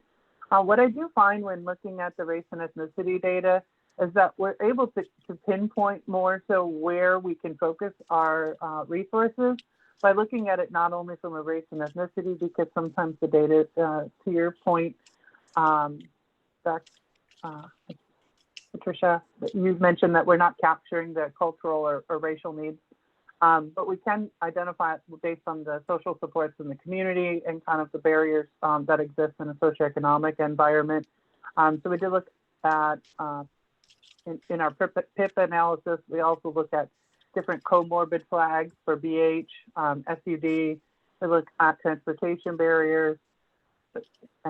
We have lots of different ways to look at our databases for that decode information, but also information that our care teams are collecting as well. So we're consistently refreshing that and strategizing how to address those. For the combo 10, flu was the biggest barrier. I think that one of the things that we identified was that vaccinations have now been politicized. So there's a lot of mistrust with the recommendations for the vaccination. So we continue to do education, and back to our focus on health literacy. with that education and sending out information about flu myths and that they won't get the flu from the shot. I think that was another a myth that was widely believed. We did look at our timeliness and postpartum. For timeliness, there were gaps in regions 2, 4, and 6. We did have the lowest compliance in our younger population, 20 to 44, and Hispanics had the highest compliance rate. And then with the unknown as the second disproportionate at 0.2% lower. We did identify American Indians, Asians, and Black had the lowest compliance rates.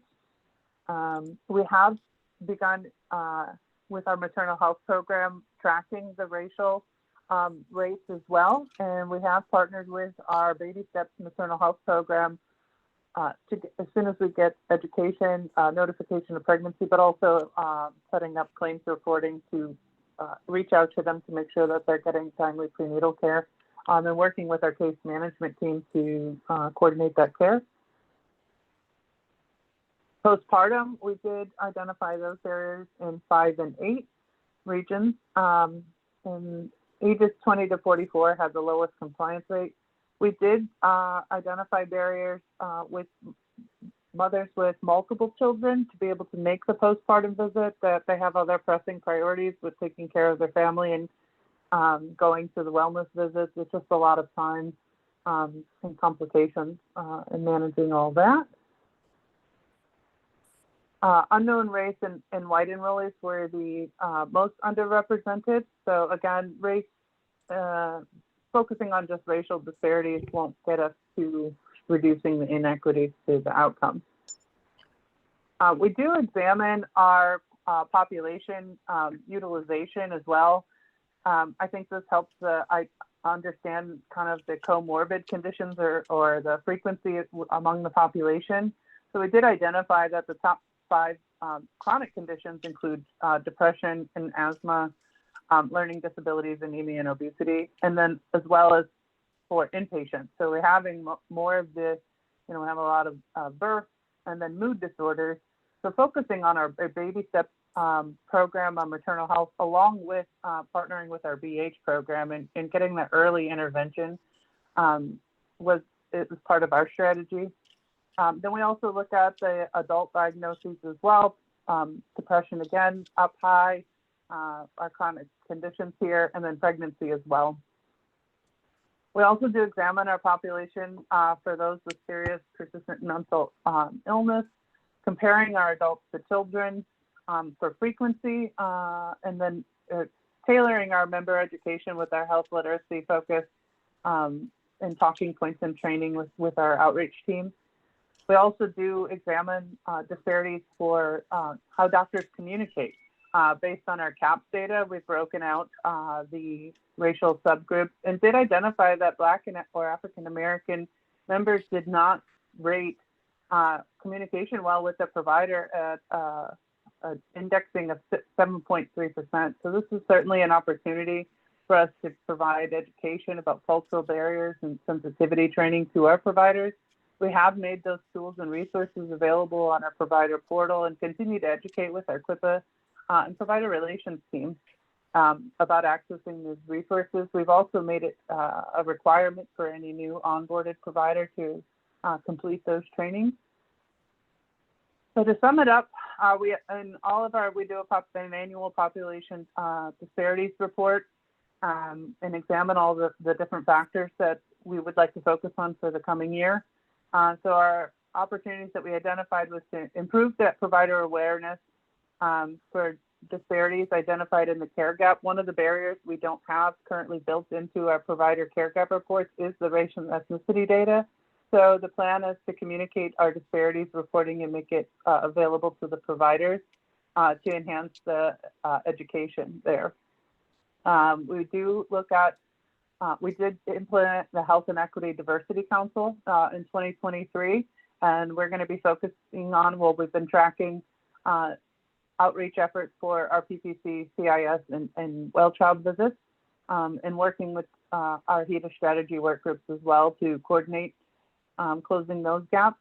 And for third opportunity, we did identify the focused outreach for those needing pre and postpartum care for the Black and African American members.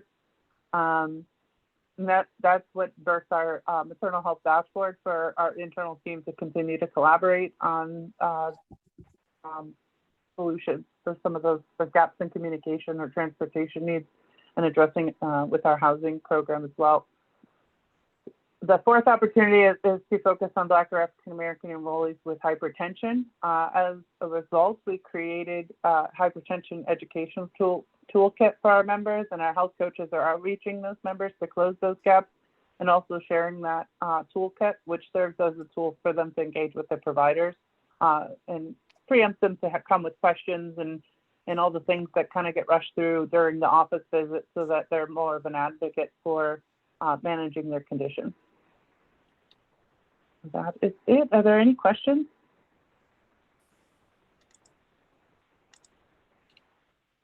None from me. Thank you. Thank you. I'll move things along quickly.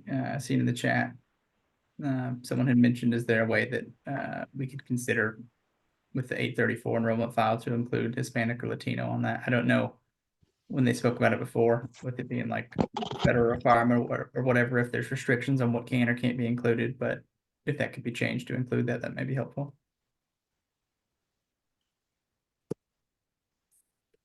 But we'll jump into homelessness by DMS to give them time to actually get through the presentation.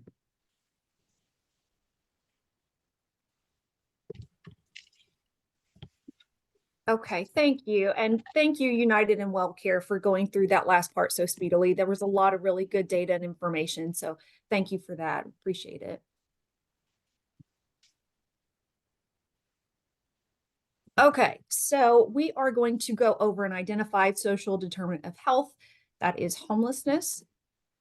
And to begin this, homelessness can be defined by different people in many different ways. So for our data that we're using throughout this presentation, we categorize the individuals to count them as being homeless using the HUD definition. The HUD definition breaks it down into these 4 categories that you see here. Category 1 is called literally homeless. And then we have imminent risk of homelessness, homeless under other federal statutes, and then attempting to flee domestic violence. So the key information in this presentation is from the Homeless Management Information System. This is a system that provides information on the characteristics of each person who uses a program within the state of Kentucky within the homeless service system. So that can be emergency shelters, rapid rehousing programs, transitional housing, and permanent supportive housing. The HMIS is a system that DMS has recently been able to have permission to get this information from. So it really helps to narrow down our population, not just the Medicaid members, but that subpopulation of those considered homeless. And within that, there's the continuum of care that is responsible for selecting their own HMIS software, but they all have to be uniform in their definition of HUD's data collection, management, reporting standards, and for maintaining that system so we can get constant and consistent information between all continuums of care. Throughout Kentucky, we have 3 different continuums of care. Lexington, Fayette County, because it's so large, and that one is under Lexington's Office of Homelessness Prevention and Intervention. The second one is Louisville, Jefferson County, led by the Coalition for the Homeless. And then all other states are led by the Kentucky Housing Corporation. These COCs are comprised of different service providers related to homelessness, developers, community leaders, advocates, the homeless service clients themselves. So it makes up a wide variety. So what we did is we took the 5-year look back period and looked at the members in the HMIS systems for all 3 of those continuums of care. And we matched those members as if they were Medicaid members to determine if they were or if they weren't. So from that, we were able to find 78,282 unduplicated HMIS members throughout that time frame. And of those members, 49,445 we verified as being Medicaid beneficiaries. So that's 63%. And here's just a representation of that trend line that shows the HMIS members as well as the Medicaid members and matching them together. When we put all this information together and we looked at that 5-year look back period, we noticed some consistencies. And one big thing is that the age group overwhelmingly for all years was the age 25 to 40 range. And at a very broad level, we have this, the HMIS members that were matched to Medicaid to see those particular members, what was their service utilization for each year. In the back of this presentation, we have very detailed descriptions and numbers related to each of these services for this population, but at a broad level overview, this can be seen for each of those years, with ER visits leading the way, followed by the preventative services. So we looked at this 5-year analysis to look at the Medicaid spend on this population. What is Medicaid funding going for the subpopulation going to the most to help with their care?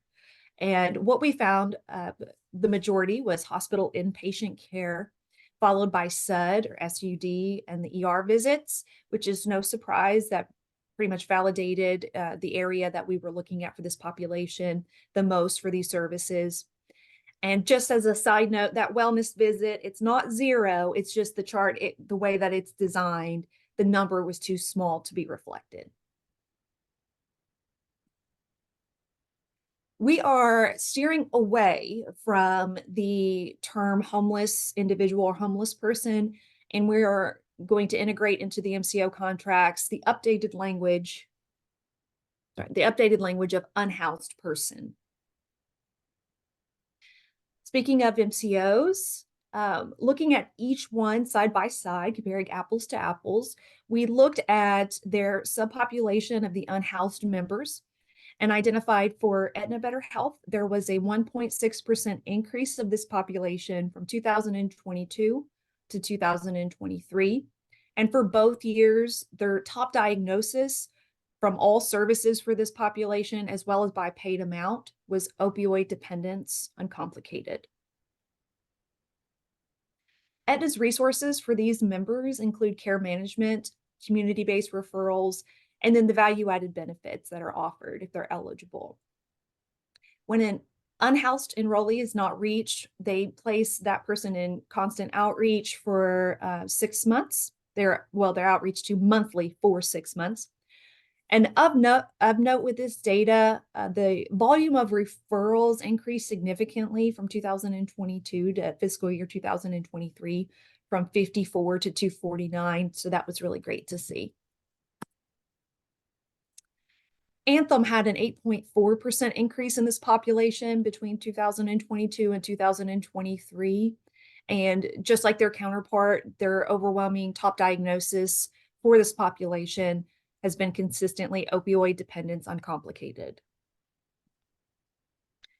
Anthem's resources includes the empowerment program that has the housing assistance under the Flex Fund, and then the food assistance that has a 12-month Instacart membership and fresh produce boxes. And an important note in the very long appendix that's detailed in the back of this presentation, more elaboration for each MCO's programs and what they offered is listed there to really get the details of each and more elaboration, but this is just a very broad overview. And the important thing is it's great to have these resources, it's great to have them available, but how many members are utilizing them? How much is it able to actually positively affect their health outcomes? So in 2023, there were 287 of these members that were successfully assisted with housing needs through this empowerment program for Anthem. Humana Healthy Horizons had a 24% increase of this subpopulation in 2022 and 2023. And like their counterparts, their top diagnosis in all areas for this population was opioid dependence uncomplicated. So definitely seeing a trend there. Humana's resources includes the value-added benefits of criminal expungement services, workforce development program with childcare, transportation assistance, and GED testing. However, in 2022 and 2023, there were no members that utilized these value-added benefits. In 2024, they'll be offering the $500 per enrollee per year benefit to assist with various housing expenses. Passport by Molina had a 10% increase in this population in 2022 to 2023. And here we see the first deviation with the top diagnosis by paid amount being sepsis for both years, but consistent with the others, with all the top diagnosis for all services, it was also opioid dependence uncomplicated. I'm sorry, I'm going very quickly through these. If you all need me to slow down, just please speak up. That's perfectly fine. Passport by Molina resources for this population consists of a case management team of housing specialists that help identify the members and access community resources, help complete paperwork, obtain needed documentations, and other social determinants of health that support that housing stability. Like all other MCOs, they offer valuable value-added benefits. They had a benefit to prevent eviction in 2022 up to $750, but that was replaced due to low utilization of that benefit. So benefit members who were working with a housing specialist and met with the HUD definition of homeless that helps with costs associated with applications. United Healthcare had a 37% increase between 2022 and 2023 in this subpopulation. And here we see a variation that the top diagnosis in 2022 for these members being COVID-19, and then by the paid amount, sepsis. In 2023, the top diagnosis being chest pain, unspecified, followed by the top paid amount, again, of sepsis, unspecified. United Resource for members, they have been identified for case management. Their team assists with helping members to secure housing resources and coordinates as needed. They follow up with them to confirm that the members are completing their housing applications, securing resources, working with CBOs on a needed basis. And the House members also have access to the value-added benefits where eligible. Of note, they are launching Kaizen, which is a program for transportation assistance that is targeting members with housing insecurity and homelessness. WellCare had an 8.7% increase in the subpopulation from 2022 to 2023. And here we see for 2022, by all services, top diagnosis is alcohol abuse with intoxication, with the top paid amount top diagnosis as major depressive disorder, recurrent severe without psychotic features. And in 2023, we saw that the all services top diagnosis for this population being schizophrenia, as well as by the paid amount. WellCare resources for these members includes a wide variety of outreach services, such as finding permanent housing, benefit assistance, employment services, and they work with the individual for up to 6 months to a year, depending on the needs, or until they are housed. The member is unable to be reached, or they no longer request the service. Some of their value-added benefits that could be valuable for these individuals particularly are the state-issued ID cards and cell phones. Something found common between all MCOs and their different services that are requested by these members, of course, is housing, finding and applying for affordable housing, rental application, rent and security deposit financial assistance, food security, transportation, assistance requesting and affording ID documentation, and medication assistance. The Office of Data Analytics within the cabinet have created a project that utilizes Kentucky's health facilities and services data to create a process to estimate the prevalence of homelessness in Kentucky and hospital care settings.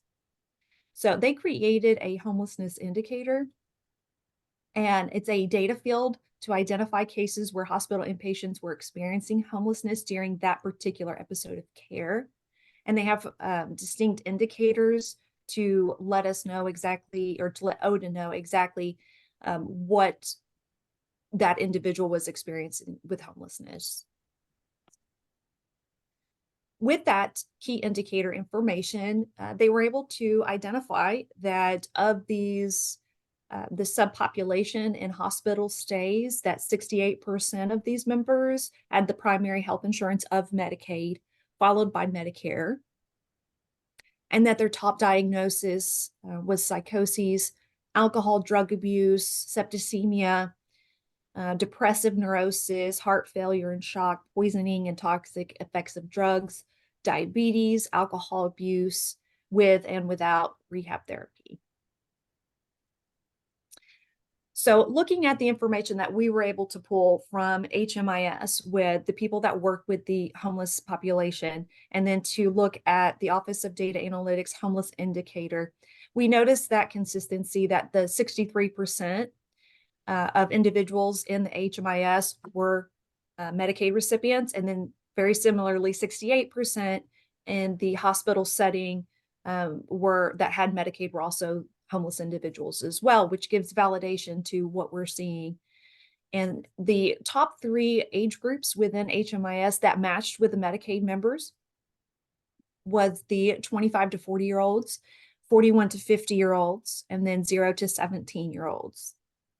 The top 3 Medicaid spending categories within that HMIS, or the homeless population that matched with Medicaid, was the hospital inpatient, SUD, and ER visits. And the majority of top diagnoses for the unhoused population by both MCOs and ODA's homeless indicator dealt with drug and alcohol use. So looking at current initiatives, of course, Kentucky DMS and the behavioral health team especially are looking at different ways to help the subpopulation to identify and be able to address those needs. The Kentucky Housing Corporation, they provide emergency, transitional, and permanent supportive housing, rental assistance and supportive services, housing assistance, flex fund, move-in assistance, and household items. We are going to be meeting with them in an upcoming meeting to discuss how we can assist them and their continuums of care with related to the Connect resources that we have, and the ability for individuals to find other sources while they're actually in the transitional housing situation, or if they're in a homeless shelter, that they will also have resources. The people that run that will have resources to link those individuals up with more support and more assistance than just being in that facility. Kentucky has requested to extend the Team Kentucky demonstration, formerly known as Kentucky Health, with a new component that's been added to address homelessness. The proposed amendment requests to implement a pilot program for recuperative care services known as medical respite services for adult beneficiaries who are homeless or at risk of homelessness. And looking at other states and comparing to see their initiatives and what they're doing, they are also going in very similar directions and looking at medical respite. And we're also looking at them for other potential ideas and any type of ability that we have to be able to help the subpopulation as well. One opportunity for the MCOs is because these members require so many community-based organizations to collaborate with them, to work with them. And then for DMS to implement a closed loop referral process through the Connect resources, which that is something that we are doing and we are currently working on, and it should be live in May. So that's something where an individual, when they're on the self-service portal, applying on their own with assistance from someone, a connector, or if they're filling out the paper Medicaid application or calling a DCBS worker, every avenue to apply for Medicaid, that within the flow of that, there is a SDOH survey that will ask 18 key indicating questions about factors that will allow us to determine their most crucial needs at that time when they do their application, renewal, or case change. And no matter where they call in from across the state, it is catered to find all of the resources and community partners that partner with us that we can send immediate referrals to for that individual. So if they call in from Louisville, it'll be all of the resources available in that area. Same thing if it was Whitley County, it would be that same thing. So, and then the closed loop referral, making sure that it's not just referred there, but they're referred, they go to it, they get the services they need, and then that CBO closes that referral.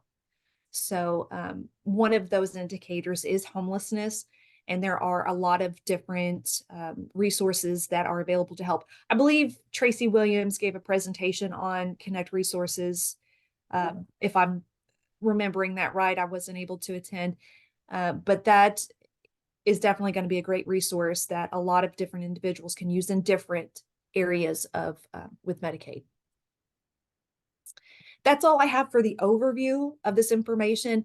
But again, with sending this out, the appendices is very large and it has substantial information, substantial numbers that it would be worth the time to go through for this population. That helps give a lot more detailed information. So with that, I'm happy to take any questions, and I got 1 minute left. All right. All right. Well, thank you, Rachel. Yeah, and the appendix would be nice to dig through as well. I wish we had more time to be able to discuss lots of things, but we'll be able to look through that hopefully and discuss more at the next meeting. We don't really have too much time to add things on, I believe. If anyone has specific questions for Rachel real quick.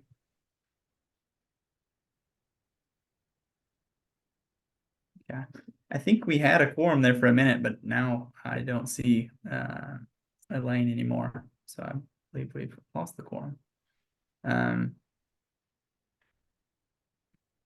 Really the only thing I had as a question, we've run out of time for most things. For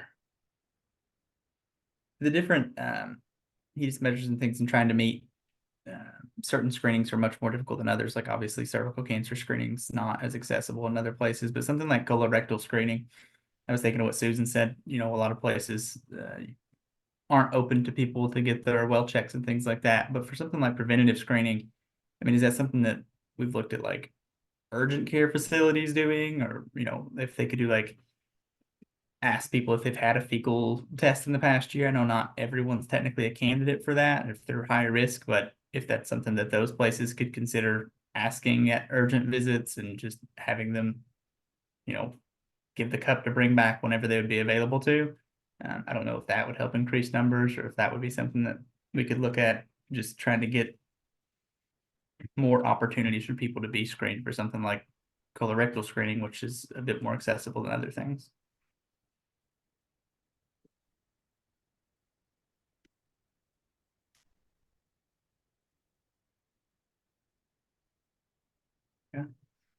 I think that's a good idea, but I think like urgent care centers don't have follow-up. Yeah. So they don't want to do anything that might require follow-up. Yeah, maybe if we had a system in place to connect them better somehow. Yeah. Ideal world, right? Yep. Yeah. Just trying to think. Wanda, have you joined? Anything to add? No.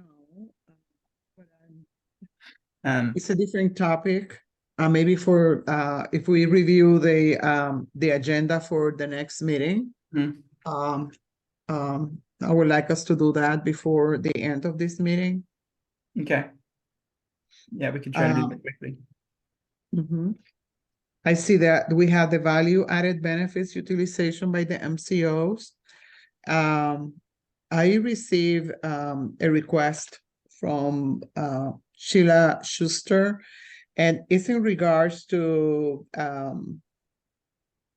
the home and community-based services waivers, the 1915 C waivers, and they're asking for our input. I wonder if we can add that to our agenda for our next meeting, so they can come and present what is it that they want us to take a look and get feedback to the Kentucky Medicaid Advisory Council.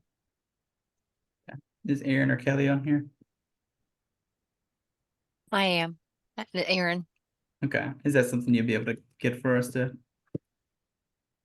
Yes, Dr. Schuster copied me on the email to the children's health chair, but she didn't copy me on the one to Wanda, but I can make sure that that gets to you guys. Okay. So yeah, I mean, ideally, I would like to have more time for open discussion at the next meeting if possible. Yes. Mhm. Because we really didn't get any today. For the value added benefits, I think we had spoke last time, if the MCOs remember. Not trying to get like a ton of detail, more similar to the transportation one, the fact that we just would like some numbers on utilization of the different value added benefits. Mhm. Not super in detail, in depth as far as like the transportation one was. But just to see what's actually being used and what's not. Mhm. Other things you would like to do for the agenda, Wanda? I think those two will be fine, unless other members would like to add more topics.